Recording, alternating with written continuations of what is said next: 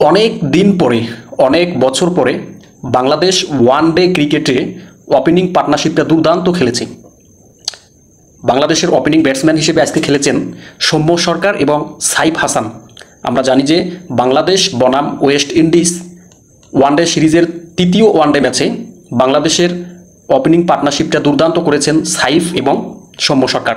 Saif Hasan ৮০ run করেছেন ৭২ বলে, ৬টি ছক্কা মেরেছেন, দুর্দান্তভাবে খেলেছেন সাইফ হাসান।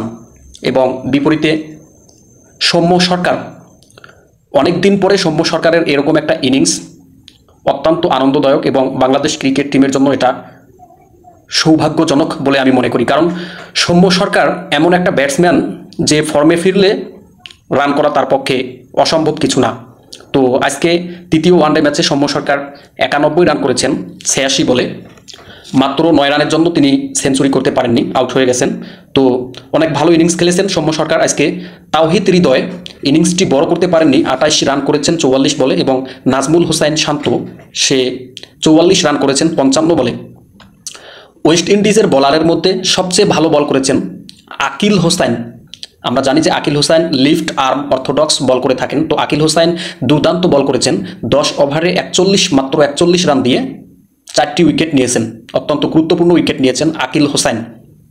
তো বাংলাদেশের সর্বমোট রান হয়েছে ২৮৬ রান এবং ৯৭ রান টার্গেট দিয়েছেন বাংলাদেশ ওয়েস্ট ইন্ডিজ ক্রিকেট দলকে।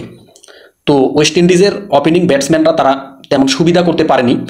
ব্র্যান্ডন কিং মাত্র ১৮ রান করেছেন ১৭ বলে, এবং অ্যালিক আথানজি সে ১৫ রান করেছেন ২১ বলে। কেসি কার্টি সেও ১৫ রান করেছেন ৪৩ বলে।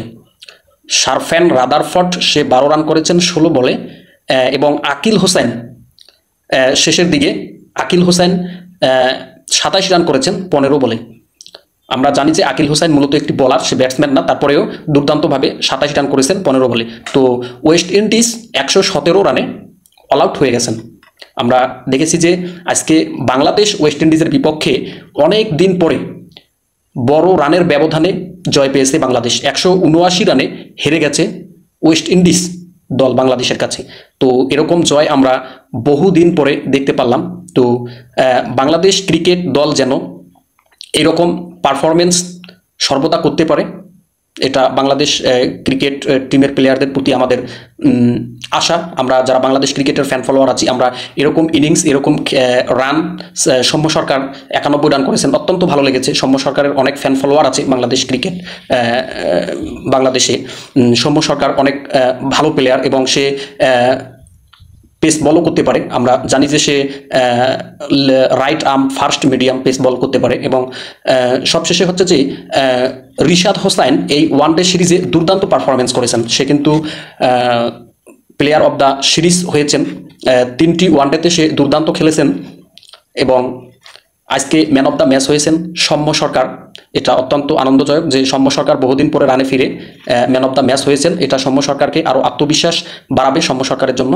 তো বাংলাদেশ টিমকে কংগ্রাচুলেশন যে ওয়েস্ট ইন্ডিজ টিমের বিপক্ষে ওয়ানডে সিরিজ জয়লাভ করা এবং বড় ব্যবধানে ওয়েস্ট ইন্ডিজ দলকে হারিয়ে দেওয়া। বাংলাদেশ টিমকে কংগ্রাচুলেশন।